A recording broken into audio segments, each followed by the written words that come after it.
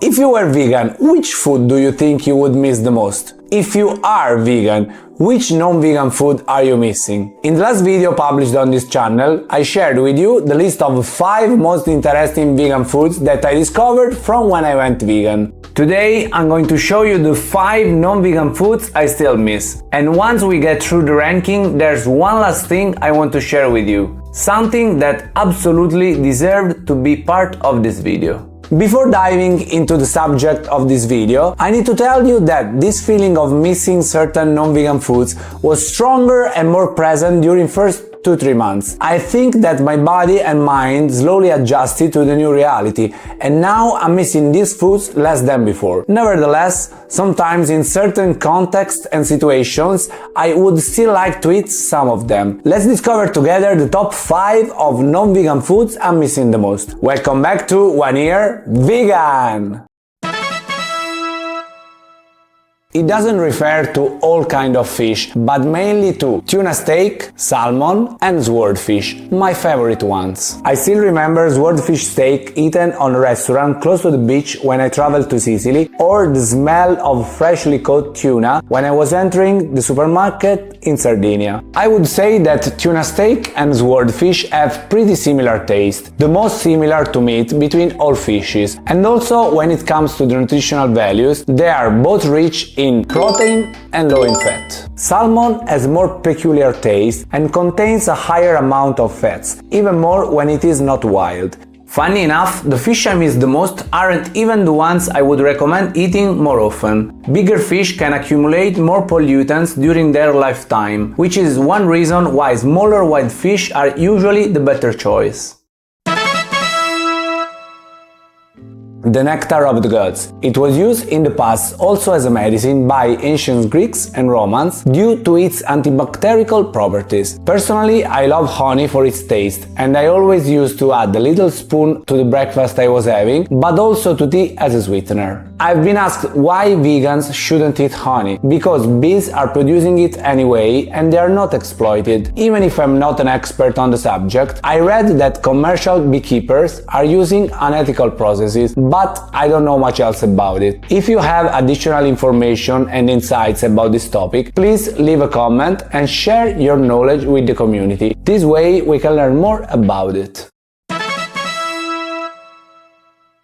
Surprisingly, as a previous serial meat eater, apart from the first 2 months in which I was sometimes dreaming a steak, I'm not missing meat that much. However, there is a particular type of meat that I am sometimes missing, and this is meatballs. In this case, the reason is purely for its taste. I love meatballs with tomato sauce, but also baked, fried and in combination with several other foods. However, in this case, I have to say that from when I went vegan, I tried several times super tasty vegan meatballs. Last time, just a few days ago, in Prague, in a vegan restaurant. It was focaccia with basil pesto, caramelized onion and vegan meatballs, of course. One of the tastiest vegan dishes tried up to now. So, at least from this point of view, I am happy that meatballs have a great flavor also in the vegan version.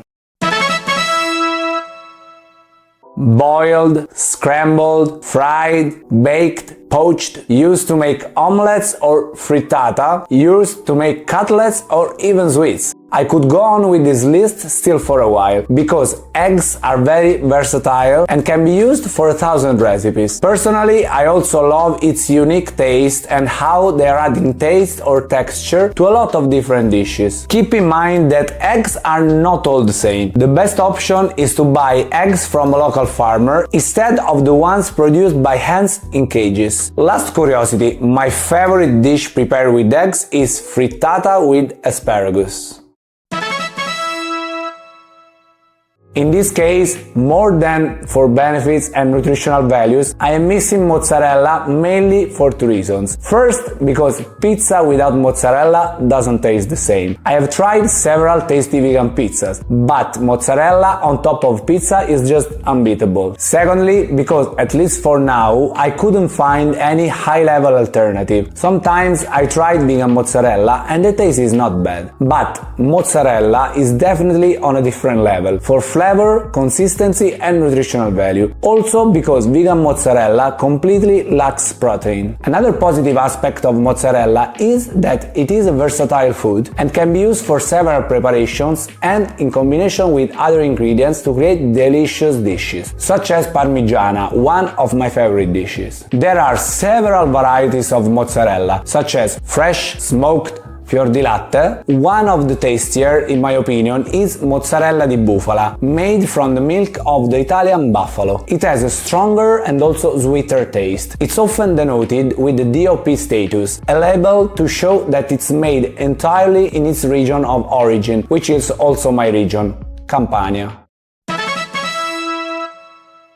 I felt that I needed to add something else to this list. It is not a particular food, but this is the thing I miss the most. I miss being able to travel to a city without first checking the food situation and looking for vegan options. And I miss being able to eat some local cuisine. I recently went to Prague for my bachelor's party, and even if my friends were very nice and brought me to vegan restaurants and to restaurants with vegan options, it was hard for me not to try goulash or other typical Czech food. Because for me, trying traditional food and enjoy it with friends is part of the trip. Therefore, apart from the food listed previously, what I miss the most is being able to fully enjoy some events with family and friends or enjoy local cuisine during a trip. However, even if I am sometimes missing the 5 food mentioned in this video, and I am missing the freedom related with food choice when I am on a trip and I want to try a typical dish of the place I'm visiting, I feel that I am developing as a human being, discovering new food and new way of thinking, learning to adapt in difficult situations, keeping a strong mindset and a clear goal. I could not be happier and more convinced of this choice I made this year.